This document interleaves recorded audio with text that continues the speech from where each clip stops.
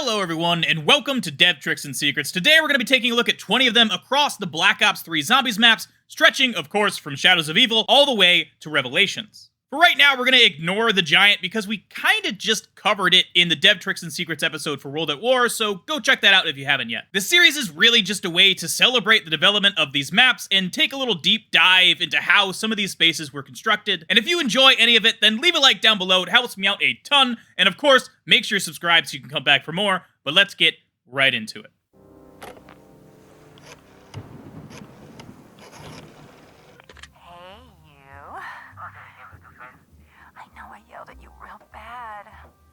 I said some things I shouldn't have said.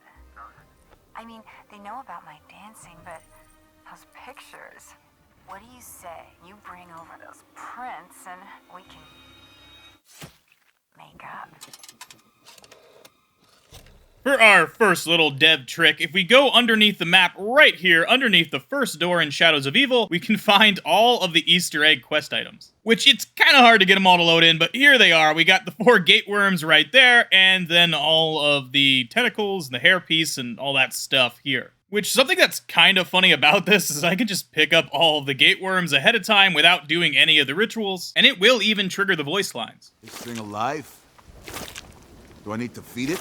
The worm must be taken to the sacred place. But if I do bring them down to the sacred place here, it will still say the time is not right yet, and I can't place them in their pedestals. It seems that in order to get this to turn on, you do have to do the rituals, and you can't, unfortunately, skip it all. This door has to be open for it to work. But just to add on top of this as a little bit of bonus, if we go through this door right here early, we can also see that the Apothican egg and the swords here are here ahead of time. Don't know what I'm supposed to do with this. And we can grab them as well. But coming on back up into spawn here, for our next dev secret, if we go up these stairs real quick, we can make our way to what I think might be some scrapped content for Shadows of Evil. Going up to this window and then no clipping through it, we can see on the other side is this big open area that really seems a lot larger than it needs to be. This is of course used as an area for zombies to spawn, but they don't spawn that far away from the window. In fact, I think they just spawn right here in the corner, and then they come on out into this doorway. And the rest of this room is seemingly here for no reason. However, if we go underneath right here, we'll find that we're right above this building right here, which connects to the main intersection area. Now, although this is complete theory, if we go to the top of this staircase right here inside this building, and then we go straight up, we enter another little liminal space that isn't used, but could have been used for a second flight of stairs, and then we go up one more time, we enter this massive area here that never saw the light of day. It seems like this back chunk right here that I'm looking at was going to be a staircase, or at least could have been a staircase at some point in development, and it got scrapped, and this entire area that is left larger than it needs to be is just a remnants of the past. Which, if you think about it further, it kind of makes sense. In most zombies maps, you get a choice at the very beginning to go through one of 2 doors, but here in Shadows of Evil, you can only go one direction into the junction. If they did leave this as an option, you would have been able to go up here through this entire area, in through the Room of Secrets, down a staircase here, and then out this door, which is in the unused building, that leads to the Waterfront District. My guess, even if this was the case, it was scrapped very early on in development once they realized how they wanted to do the Easter egg here. They created this like very linear start where it's just one door, and then once you enter this area, it's like one section of the map at a time. You got the Waterfront District, the Footlight District, and of course the canals to choose from. Which, talking about that, let's get to our next dev trick. On this map, of course, there is the Beast, which when activated, you are able to jump way higher than you can normally do. And of course, you can also grapple things and fly through the air. Because this was a feature of the map, the devs had to model a lot of area outside the map. And let me just show you what I mean. As you can see, the canals area is really a lot larger than we could ever get access to. It wraps all the way around the Ruby Rabbit back here. And if we head on over to the docks area, we can see the same can be said here too. If we go to the left first, there's a bunch of space here that is quite well modeled that you don't get a good look at. But because of the Beast, you can jump quite a bit higher and you can get a good glimpse of this, so they modeled it very well. And if we go to the other end of the docks, it's the same case here. There is a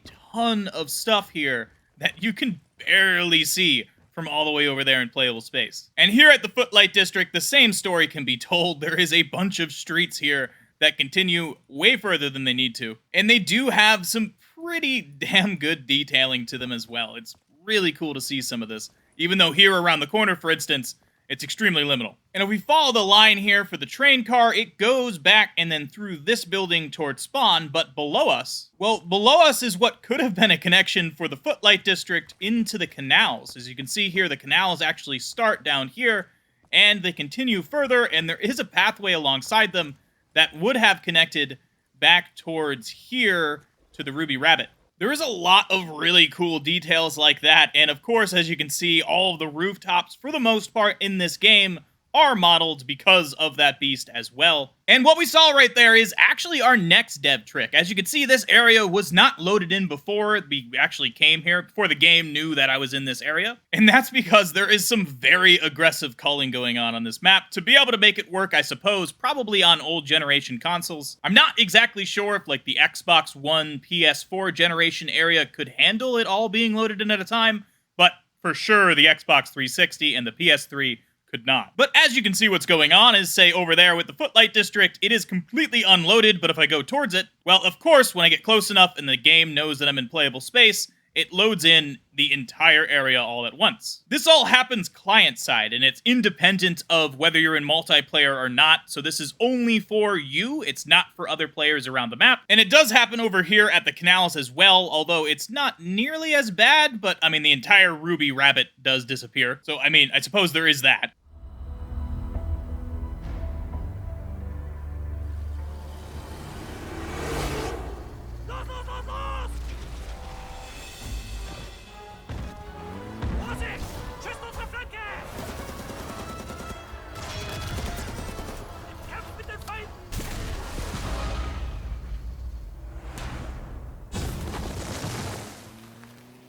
This wasn't how it was supposed to go.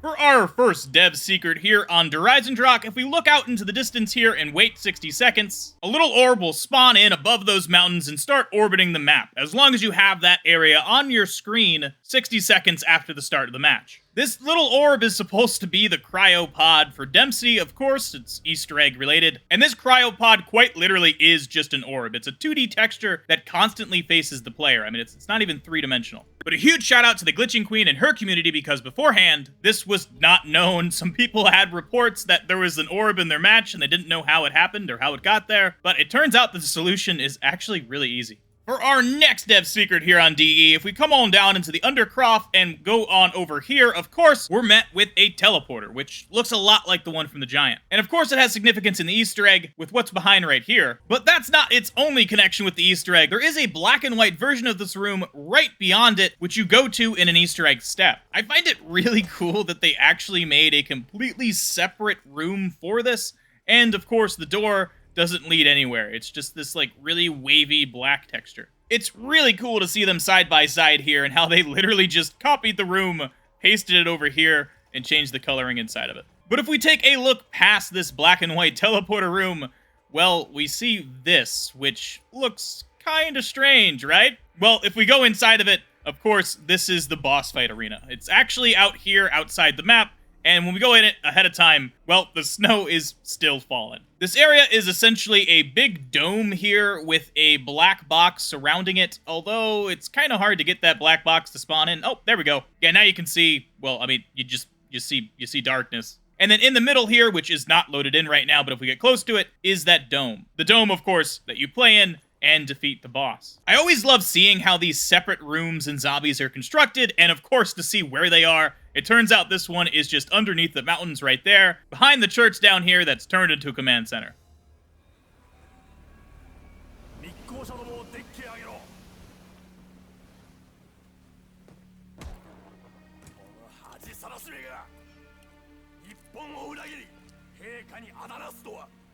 Take it easy, Tack. I am an envoy of the Emperor himself. I am no traitor! For our first dev trick here on Zetsubo, it's to do with the perk machines. Around the map, there is already a couple perk machines already loaded in, like over here behind Generator B. Here we'll find Speed Cola or Stamina, but seems like we got Speed Cola this time. And same thing behind Generator A. We get a perk here as well, which this time it's Stamina. Oh, yeah, and of course there's Juggernaut inside the bunker. I forgot to mention that. But that is it. As far as I understand, all of the other perk machines get dropped in out of the sky at different points throughout the match. And because of this randomization, the perk machines have to be stored somewhere, and it turns out for this map, if we go underneath spawn here, we can find all of them in a row right over here. Even Speed Cola and Stamina Up too. And what's strange about this, because I really don't understand why it's the case, if we go over here, we can find a repeat of Double Tap and Quick Revive just clipped into each other. Yeah, I'm really not sure why there would be a repeat of those two specifically, and also I don't really understand why Speed Cola and Stamina Up need to be here either. But the way that this works typically is once the game decides to spawn in a perk, it'll grab the model from down here, attach it to the plane that flies over the map, and it'll fall down and crash at the location that it's intended to be. But yeah, let me know down in the comment section if you guys have an idea why Speed Cola and Stamina Up would be down here, as well as the Double Tap and Quick Revive machine over here. I really don't understand why they're here either. And there's also this blue orb thing, which I'm guessing is Easter egg related, but yeah, I don't know. Let me know down in the comment section. For our next dev trick here on Zetsubo, I want to take a look at the Spider boss fight arena, which I think this is the first time that we've had a side Easter egg have a boss fight attached to it, which is just super cool. And if we go ahead and go on outside of the map, we can see how this area was created. As you can see, it's completely encapsulated by this like mud texture thing here. And if we go on inside of it, well, we can see all of the rocky cave section that's created to make both the arena and of course the entry and exit.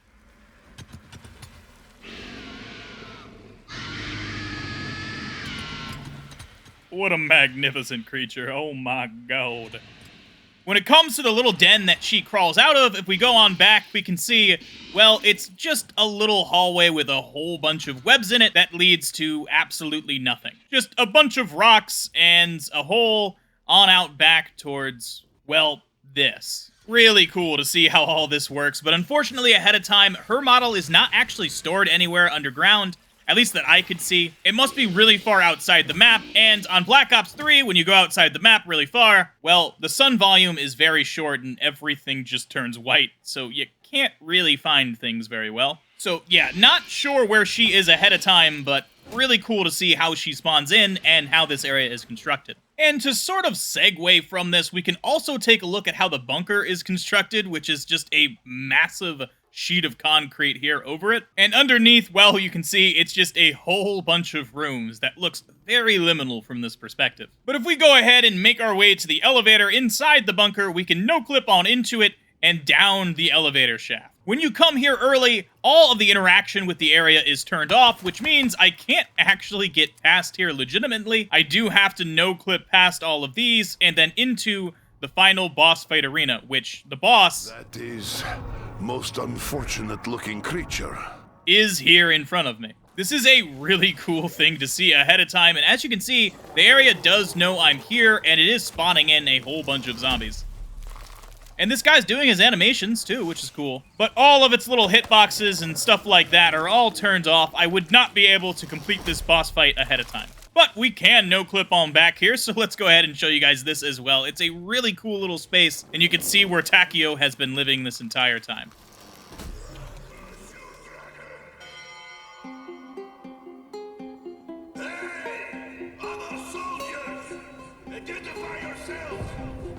For our first dev secret here on Go Rod, if we go on outside the map where we saw Nikolai get thrown to by the dragon, we can see he is indeed still sitting right here. His idle animation has him sitting here inside the robot next to a bunch of empty bottles of liquor. Although I will say that doesn't really look like vodka. But yeah, this is super cool. He's got a little animation to him actually, and as you can see, he doesn't look very happy with us. The rest of his mech is still here as well, and it just extends downward into this rubble here. It's a really cool detail that you can actually see from inside the map. So for your next game of Go Rod, take out a sniper rifle and get a look at good old Nikolai just chilling on over there. Now, of course, you can fly on the back of dragons in this map, and because of that, you get a really good look over the entire cityscape, and being able to no-clip on out into it just really puts this in perspective. Just how many buildings there are. This area is massive. I suppose the dev trick being used here is that there is a lot of repeats of buildings. A lot of these are just copied and pasted. Like right here, for instance, there is 2 of the exact same model just side by side. But it is really awesome. The amount of work that went into making Stalingrad really feel like a city. Props to the developers on this one. And something that is really cool to note too is a lot of the area out here has collision. So you can just walk around beneath these buildings, although the models themselves, well, they don't have collision. You can just walk right through them. But one really cool detail I found outside the map in my time exploring it is this over here. There's just a random floating trap, seemingly for no reason, in the middle of absolutely nothing. Not sure why this is here, if this is part of the map somehow. You guys are going to have to let me know down in the comments section because I don't know it. It seems kind of like it's just an unused trap left out in liminal space, but perhaps there's a time where it needs to get called into the actual playable space. So again, let me know down in the comment section. And for our last dev trick here on Gorod, if we go to Pack-a-Punch out here in the city, of course, normally our only way back is into the basement and through this sewer tunnel here. But it turns out that when we use this sewer tunnel, there's this portion of it that the screen turns black for. And then, of course, the color comes back and you get flung into the spawn area.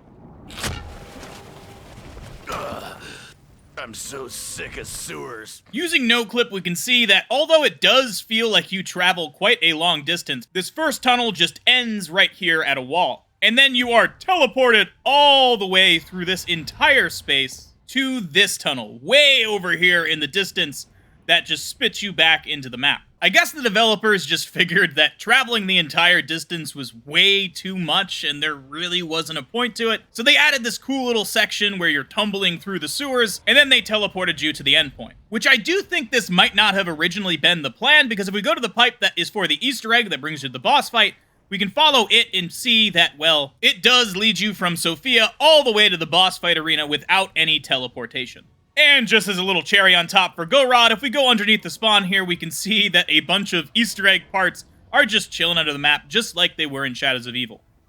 Let's recap a bit, shall we? This was meant to be a new start, really. A perfect world. It was going to be a place of safety for the kids. The little yous. You little... Well, so far, so good. But things started to go wrong soon after you arrived.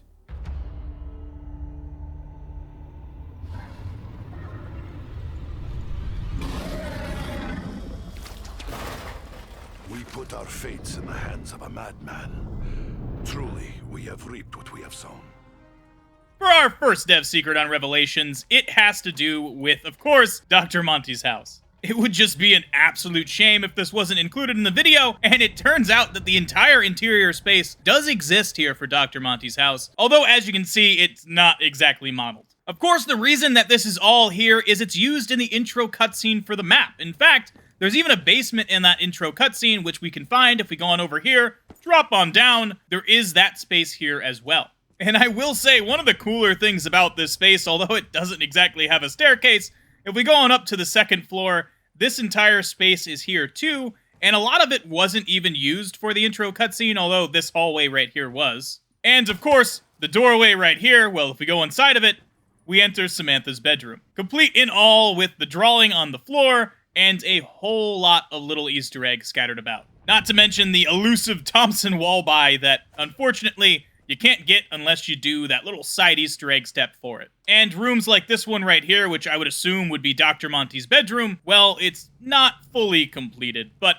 really cool to see nonetheless, and imagine what could have been here. For our next dev secret here on Revelations, if we go through Kino and hop onto this jump pad right here, and then turn backwards, well, we can somewhat easily see what is the front of Kino, and of course, it is literally just labeled Kino. And the cool thing about this is it's kind of a dev trick and a dev secret at the same time. So the dev trick part about it is if we go through these front doors, we can see that first of all, I mean, there's no interior here, but not only that, is it doesn't even get close to lining up with the rest of the theater. If I go through this door here that normally leads up a staircase and then out into the lobby section, which is the spawn area on Kino, of course, we can see that the doors to the front of the theater are actually up to our right here. So yeah, doesn't exactly line up. But not only that, the dev's secret part of this is that the entire facade here for Kino was completely reconstructed for Revelations.